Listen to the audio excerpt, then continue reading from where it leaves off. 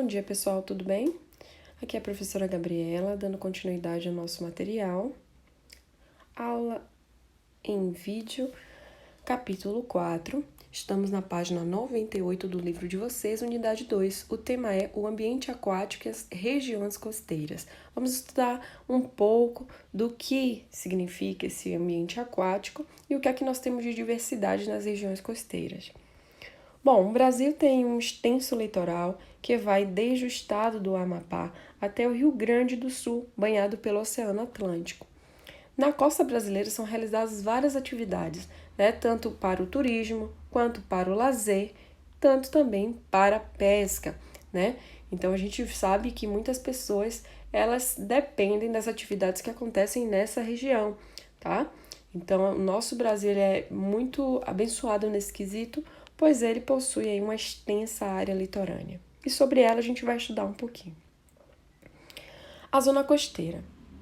No litoral brasileiro há diversos ecossistemas próximos à costa. Vamos lembrar um pouquinho o que é ecossistema.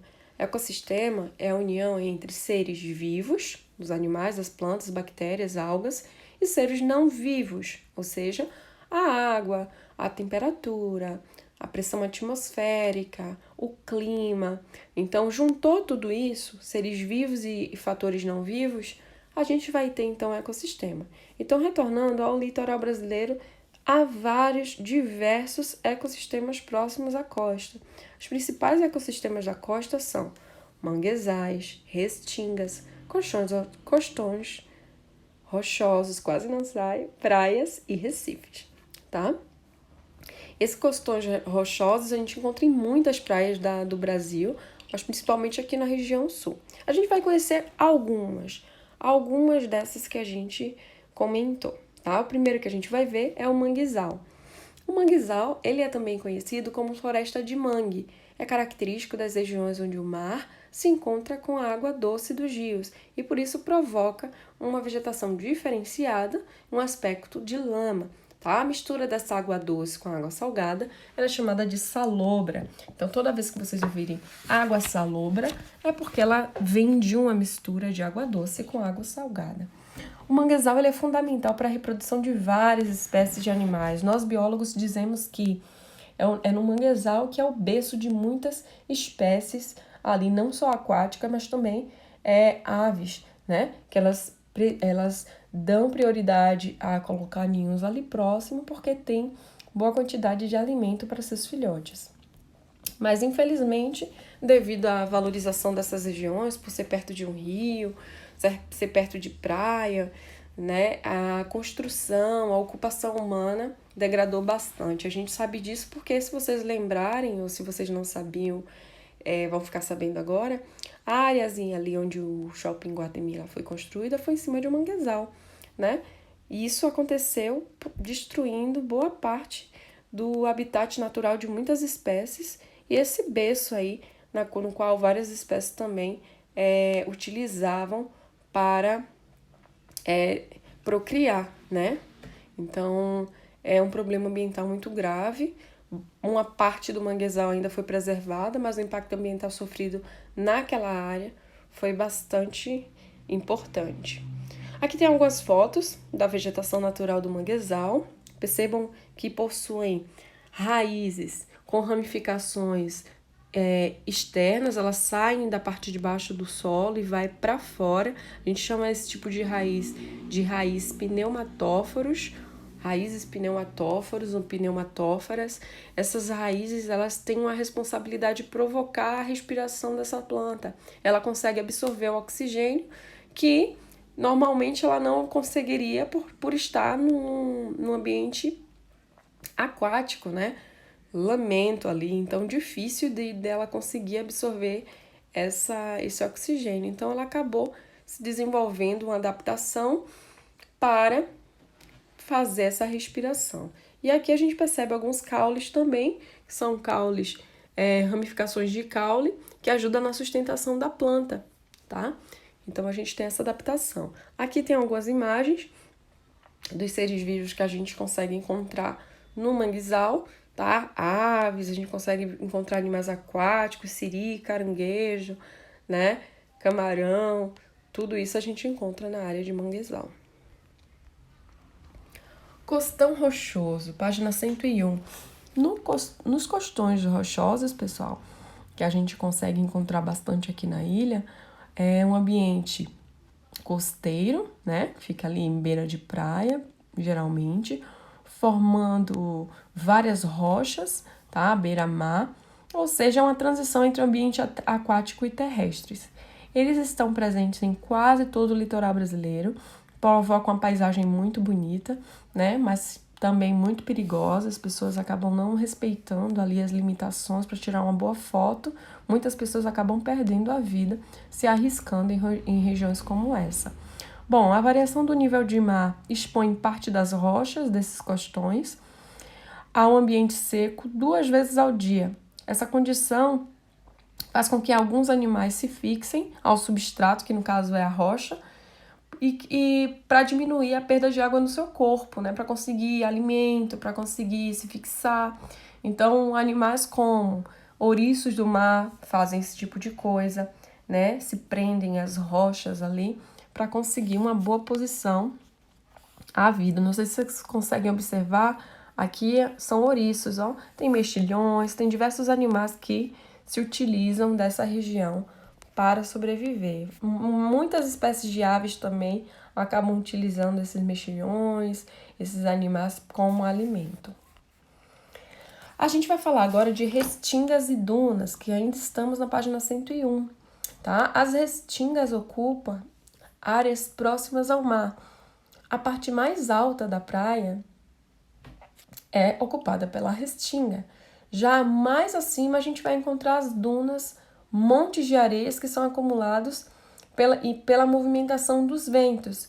Então, a vegetação que a gente encontra nessa região, ela está adaptada ao solo arenoso, que a gente sabe que não é um solo muito rico em matéria orgânica, é um solo pobre em matéria orgânica, é um solo muito volúvel, né? Então, as raízes dessas plantas têm que ser também adaptadas a essa baixa fertilidade e elevada salinidade, né? Quantidade de sal. As restingas e dunas vêm sendo cada vez mais utilizadas para a construção de moradias, não respeitando a limitação entre o mar e as construções, porque existe sim uma padronização que traz com que tenha uma limitação de distância entre as construções perto da praia, justamente para não impactar tão fortemente ali os seres vivos que dependem desse habitat. Então aqui eu estou mostrando as restingas, né, que são essa área aí entre a praia e a terra, né, essa região é toda chamada de restinga, e as dunas, que todo mundo sabe, conhece também a gente tem esse tipo de ecossistema aqui na nossa ilha, que provoca ali lindas paisagens, né, galera? Bom, dos ecossistemas aquáticos, a gente fica com esses 4, né? Retomando aqui, manguezal, costão rochoso, restingas e dunas. Daqui à frente, a gente vai ver um pouquinho sobre a vida aquática, né? Como os seres vivos são organizados na vida aquática. Um dos aspectos importantes para a vida aquática é a disponibilidade de luz no ambiente, pois ela é necessária para que a fotossíntese aconteça. Então, obviamente, vai ficar mais perto de onde tem luz os seres que dependem da fotossíntese. E mais abaixo, aqueles que não dependem diretamente. No ambiente aquático, a intensidade de luz diminui conforme a profundidade. Isso é óbvio, né, pessoal? Se a gente fizesse um mergulho de longa profundidade, a gente ia perceber que mais perto da superfície ia ser mais claro, melhor de observar as coisas. E quanto mais profundo a gente vai indo, a luz ela vai diminuindo a sua frequência. E por causa disso, o ambiente aquático ele é dividido em 2 áreas, 2 zonas. As zonas eufótica, eu na biologia significa verdadeiro, fóti significa luz, tá? Então, a zona que é verdadeiramente iluminada é uma região bem iluminada que vai da superfície da água até 200 metros de profundidade, tá? onde há a presença de muitos organismos fotossintetizantes, algas, né, plânctons, que a gente chama de fitoplânctons, e afins. E a zona A, lembra do Azinho no início de uma palavra, a maioria das vezes significa uma negação. Afote, luz, não tem luz, uma zona sem luz, zona onde a intensidade de luz é insuficiente para a realização da fotossíntese. Tem aqui uma imagem ilustrativa, mas tem uma imagem bem legal também no livro de vocês, na página 103. Deem uma olhadinha. Essa imagem aqui dá para observar muito bem a região eufótica, que aqui nessa imagem está dividida em duas, eufótica e disfótica, tá? As duas fazem parte da eufótica, lembre-se que até 200 metros, e 200 para baixo a gente vai ver uma zona fótica, sem luz, ok? Isso vai ser bem importante para os próximos passos. Agora a gente vai perceber quais são os tipos de seres vivos que a gente encontra nessas regiões. A gente tem aí os seres vivos aquáticos são divididos em 3 classes, os plânctons, néctons e bentons. Vamos lá. Plânctons, conjunto de seres vivos que têm o poder, né, de locomoção limitado. São transportados, arrastados pelas ondas, pelas correntes marítimas. São águas microscópicas, saiu aqui, protozoários, que são microscópicos também, pequenos crustáceos e outros invertebrados. Bom, existem 2 grupos de plânctons, os fitoplânctons, que eu já comentei, e os zooplânctons. Que significa isso? Gente, só lembrando que plânctons são seres vivos que são muito pequenos, eles fazem parte de uma cadeia alimentar muito importante no ambiente aquático e são microscópicos, tá? Só que tem 2 grupos de plânctons, aqueles que se comportam como plantas, fazendo fotossíntese, e aqueles que se comportam como animais, se alimentando de outros animais, tá? Que são zooplânctons, tá? Fito significa planta, zoo significa animal. Então, são plânctons que se comportam como plantas e plânctons que se comportam como animais, ok? Bom, aqui eu coloquei uma imagem de alguns desses organismos microscópicos. Aqui, galera, uma imagem feita no microscópio, tá? Através da lente do microscópio. Então, esses organismos estão aumentados inúmeras vezes para vocês conseguirem observar. A olho nu, a gente não consegue enxergar esses seres vivos. E os nectônicos, ou néctons, quem são? Inclui todos os seres capazes de nadar ativamente, como peixes e mamíferos aquáticos. Então, se eles nadam, não ficam dependendo da onda e não ficam na parte superficial da água, eles nadam ativamente na parte mediana da água, eles são chamados de nectônicos, ok? Tubarão, baleia, todos eles são nectônicos. E os bentônicos, então, são aqueles que ficam ao fundo. Então, recapitulando, tá?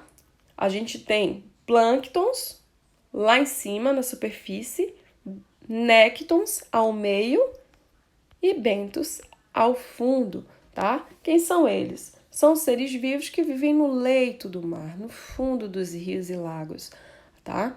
Alguns são sésseis, que significa isso, já falamos, animais que estão fixos ao chão, substrato, não têm poder de locomoção.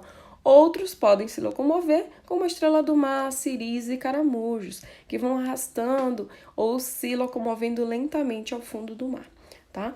Nessa imagem aqui, eu poderia dizer que os planctônicos estão aqui, os nectônicos ao meio e os bentônicos ao fundo, tá, pessoal? Com isso, a gente termina a nossa aulinha. Na próxima semana, eu posto a segunda parte desse capítulo, tá? Beijo, fiquem com Deus e se cuidem.